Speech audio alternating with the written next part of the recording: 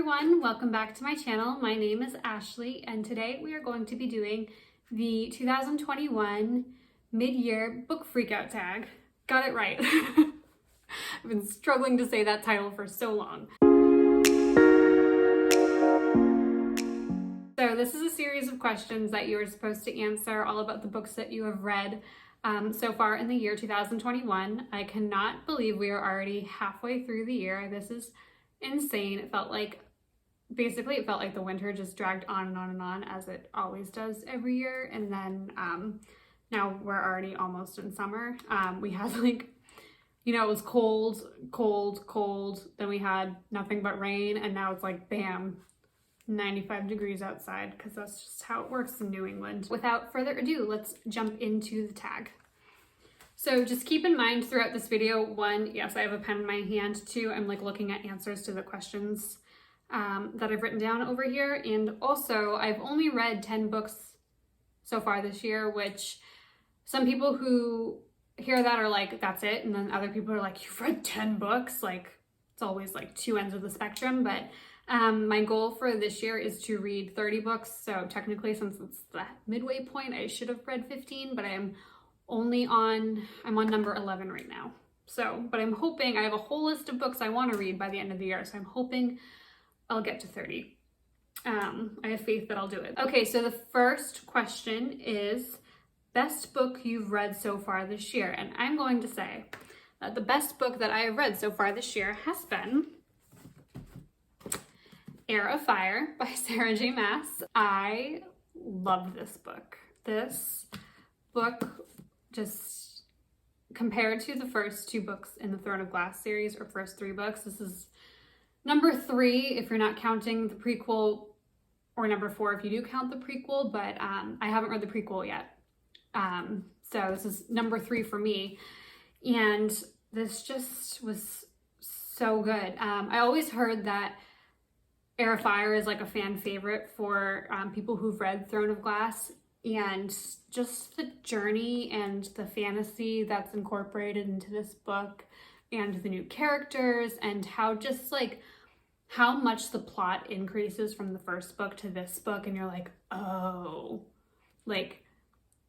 everything that happens in the first book is kind of how do I put it into words? It's first level. It's not super deep. There's some intense things, and some ties to magic and some ties to fantasy, and there's a little bit of a mystery going on, but you're kind of okay, this is good, but it's not blow my socks off good. And then you get to this book and you're like, oh, this is why Throne of Glass is as good as it is, because this is when the plot just thickens and so much happens, and it follows Selena really trying to pull herself back off the ground, and how she learns not to rely only on herself, but that she can still have friends and rely on other people, and she shouldn't hate where she comes from and who she is. She needs to accept the bad parts of herself. There's just so much that happens in this book that is just so good. So yes, definitely this is my favorite book of the year so far. The next question on the list is best sequel you've read so far. This is the best sequel I've read so far. This is A Court of Silver Flames, also by Sarah J. Maas. This is part of the A Court of Thorns and Roses series, which is my personal favorite series of Sarah J. Maas. Just because it's the first one I read from her, and I just love Farah and Rhysand and the Inner Circle so much. But this book, I would consider it a sequel, but I think it's the first book in a new trilogy for the ACOTAR world that she's working on. This is in third person perspective of Nesta and Cassian, whereas her original 3 were all in Farah's perspective. So it's a little bit different. This is also an adult book, whereas ACOTAR is more new adults. But this is purely adult. It has, all of our friends from ACOTAR, but it focuses mainly on Nesta and her journey, which all of Sarah J. Maas's characters, undergo some journey and healing that has to do with like her mental health and grief and loss and PTSD and trauma, and how they kind of like, you know, move on with their lives after like something significant happens to them. And this was about how Nessa kind of, she's such like a locked down person, like deep inside of herself. She doesn't really like show so much affection. She's not like really willing to like be friends with other people. And then it kind of like shows her learning to accept where she's at in life and like move on with her life, and, you know, again, deal with the parts of herself that are bad, and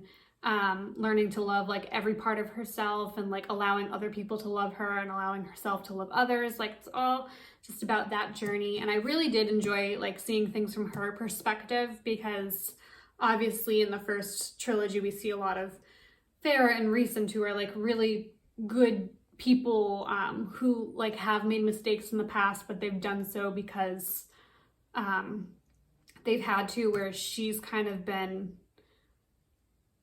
not raised to be a certain way. I guess so. I guess she was kind of like raised to be a certain way, or like certain expectations fell on her as the oldest sister, and she kind of like felt like she was stuck in a role almost.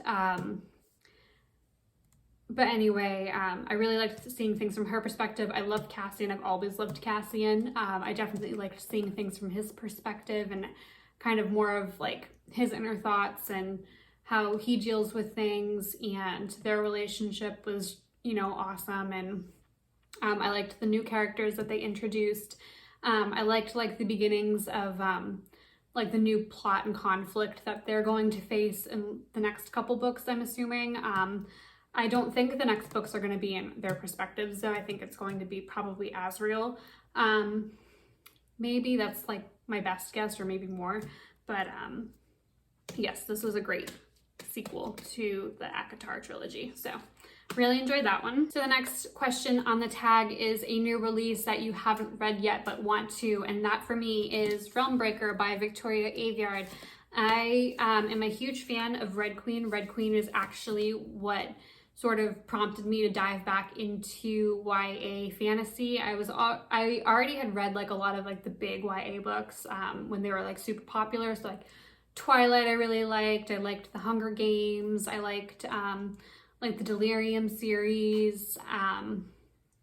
But when I read Red Queen, I was like, are there more books like this? Are there more authors like this, like YA novels like this? And I kind of, this is what like began my deep dive back into a lot of fantasy books, because for a while there I had kind of like paused at fantasy, and I had started reading a lot of John Green books and a lot of Sarah Dessen books, and who else? Rainbow Rowell books. So I was really interested in that, but this kind of brought me back into YA and really inspired me to like start writing again. So I'm very intrigued to read Realmbreaker. I've heard really good things about it. I know it's like her like love child of Lord of the Rings kind of book, and I know that it's marketed as, or she's described it as, when the A team fails, who's next? Like what does the B team do? And like all of the characters are kind of like misfits. They're kind of like a ragtag team of people who are like supposed to complete a quest because the original team failed, and so it's like up to them to save the world or the realm or whatever. I don't really know too much about the book, which is great because I'm eager to, you know, read about it. So yes, this is my most anticipated read. I think after I finish Throne of Glass, the rest of the Throne of Glass books, I'm going to read this one. Next question of the tag is the most anticipated release of 2021. And for me, the most anticipated release is Kingdom of the Cursed by Carrie Maniscalco. I was a big fan of Kingdom of the Wicked. That was probably the biggest surprise for me in 2020. I read it in November. I didn't know a lot about the book going in. I had gotten it in a bookish box and it sounded really intriguing, but it had such a unique take on like religion and witches and like murder mysteries. It had all of that kind of mixed into it.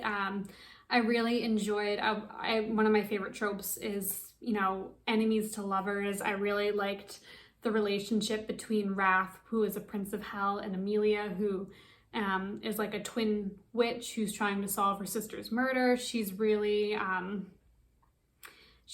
cool character, where she again is like, you know, kind of does everything that's expected of her, and then as soon as like something happens, she's kind of like, something needs to change, I need to figure this out, I need to take charge of my life. And then she, like, you know, makes a bargain with the Prince of Hell, who she's been told like never to contact. So it's got a very interesting mix of, like, you know, murder and the, you know, witch power, and it takes place in Italy, and she's like a cook, and she like wants to take over her family's business. So like there's this really like fun, innocent side of her where she's just like, you know, she had imagined this future, and then again something happened, and she's like, now what do I do? And the book actually ended on a very kind of confused note. Like I was a little bit unsure of like what happened at the end, which I'm hoping the next book is going to tie up a lot of the loose ends, because not everything's solved at the end of the first book, and there's like a lot of open-ended questions that I'm eager to learn, or I'm eager to get answers to.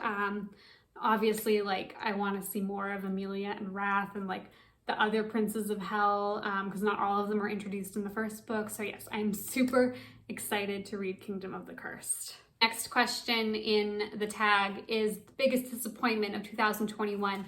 So I would say generally all of the books that I've read so far have been pretty good. I will say in terms of biggest disappointment, I would have to go with this one. This is called Daughters of the Salt King by A.S. Thornton. I don't think this is a bad book by any means necessary, but I do think that it just could have been paced better. I think the pacing was really slow, but some of the plot points were really rushed.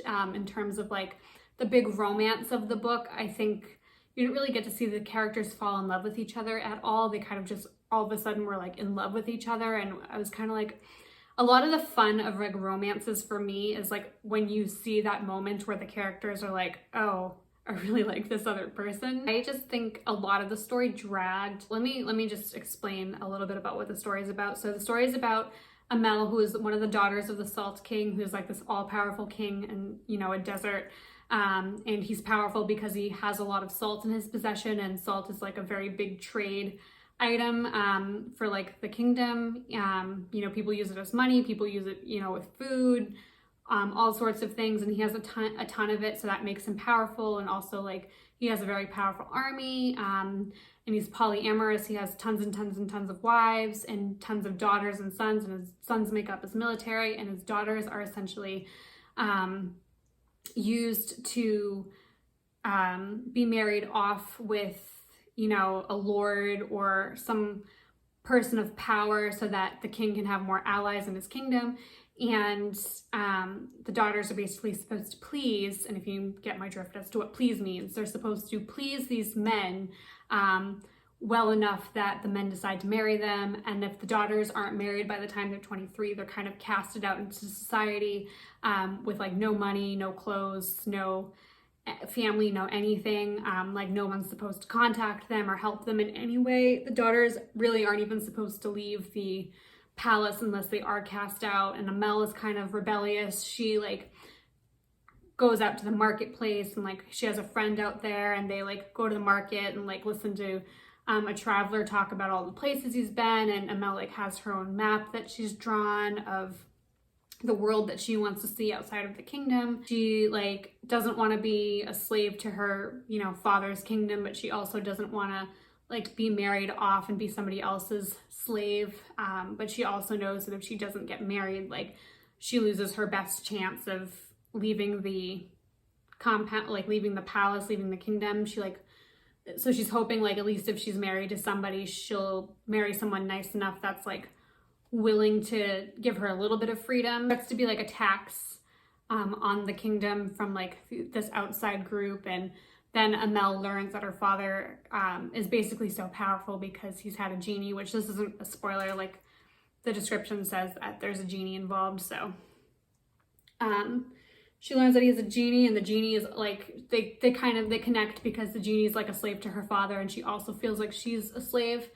So it's kind of like that's how they connect. But I felt like the pacing was so slow in this book. There's a lot of parts that dragged until like the last 100 pages is where the plot really picked up. So that's like kind of what made it disappointing. So the next question of the tag is biggest surprise. I have to say that the biggest surprise this year has been Crown of Midnight. So I mentioned briefly that Throne of Glass was good, but it wasn't like blow my socks off good. It was definitely more surface level in terms of like plot. And then when I picked up Crown of Midnight, which I didn't read until last month, I read Throne of Glass, I think in December. And then I was like, not rushing to read the sequel because I was like, you know, honestly, like wasn't like, it didn't leave off at a point that I was like, I need to see what happens next. So I eventually picked up Crown of Midnight and I read it and I was like, oh my goodness, this is so much better than the first book.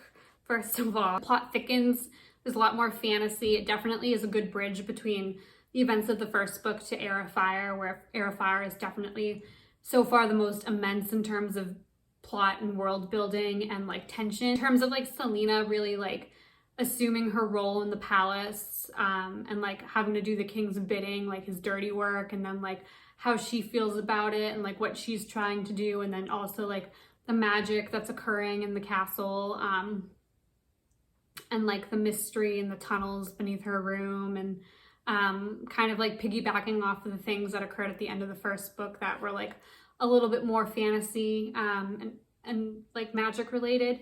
So it definitely picks up more on those plot points, which I really enjoyed. And then at the end where, you know, you discover a lot about Selena and you're like, oh, okay, now I have to read the next one.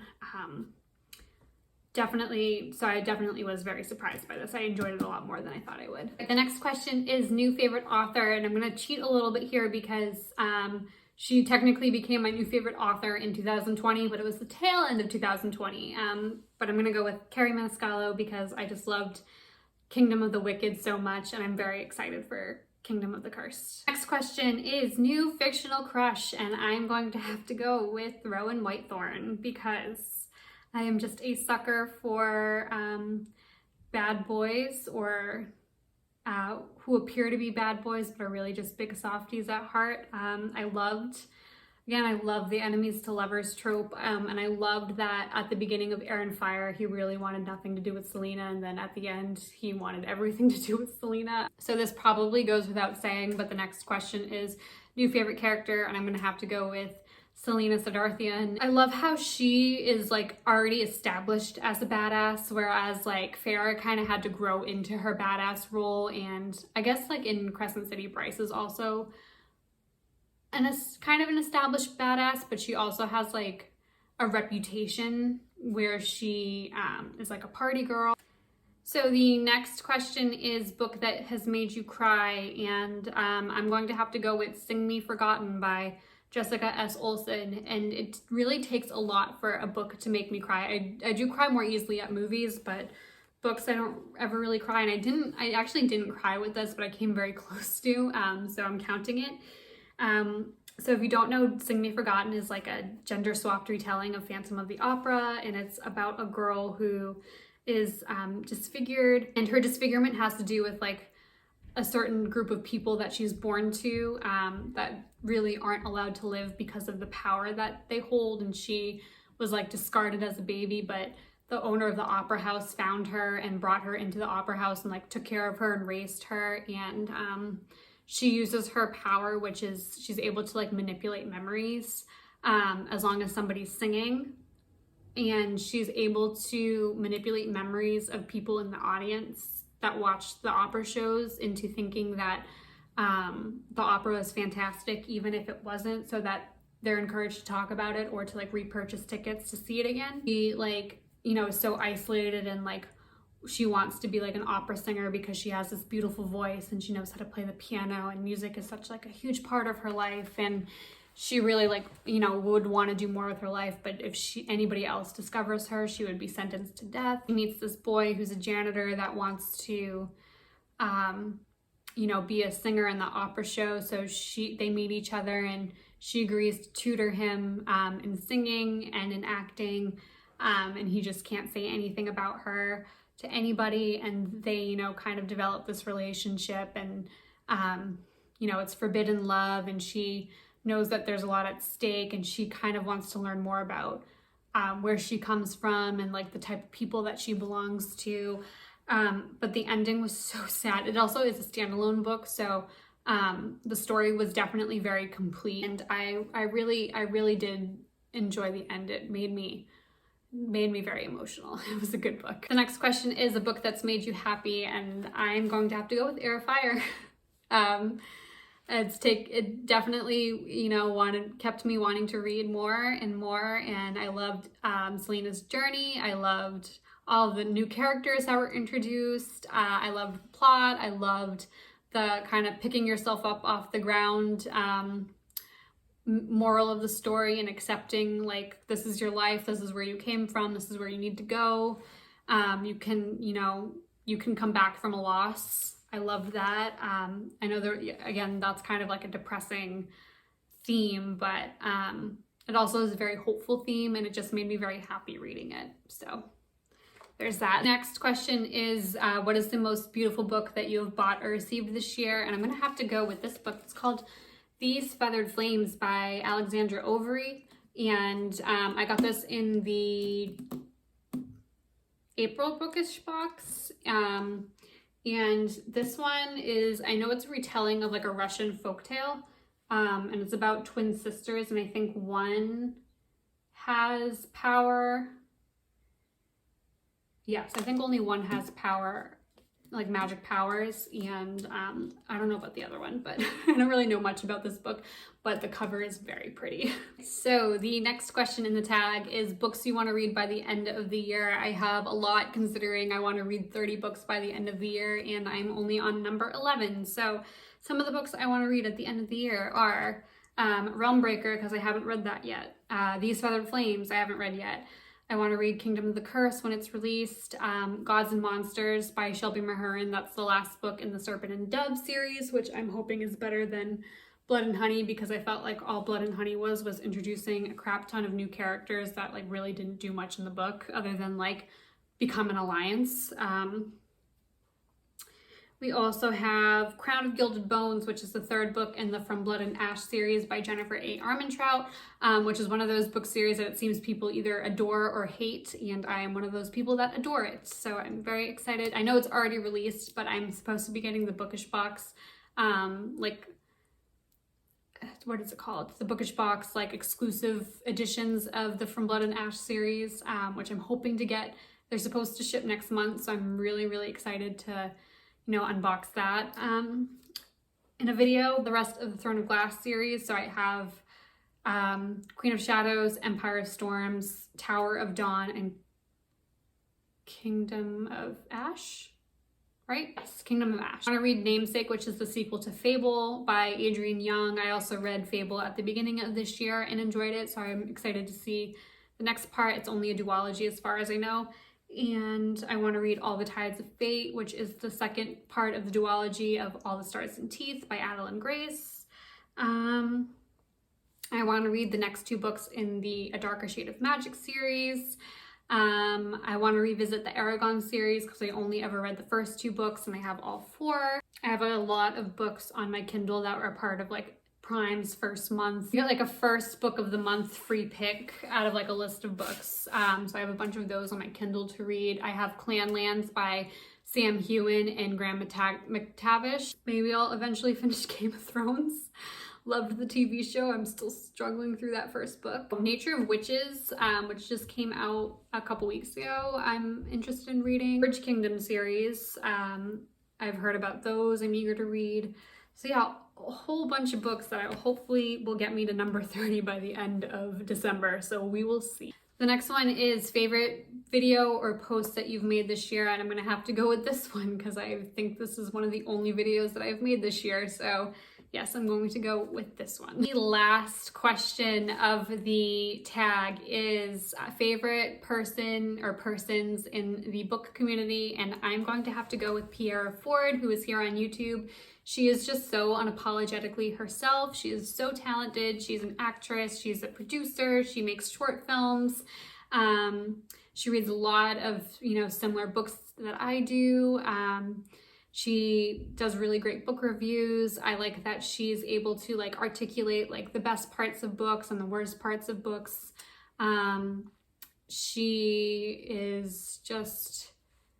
She's so awesome. I think she's hilarious, especially when she does any of her like reading vlogs. Like her commentary on books and shows are really funny. But she also just knows what makes a good story and what doesn't make a good story. And she's just able to like provide such awesome insight to books and movies and films and TV shows and all of that good stuff. So I really enjoy her videos. Okay guys, so that is the end of this tag. I tag everybody who watches this to talk about their 2021 mid-year book freakout, and just, get to sit down and really look into all of the books that you've read so far. I found this really cool to kind of like pinpoint like my new favorite characters and what I'm looking forward to, and books that I liked and I didn't really like. So yeah, I had a lot of fun making this video, and I look forward to doing an end of the year like wrap up of all of the books that I've read so far this year, or all of the books that I've read this year. So hopefully I will hit number 30.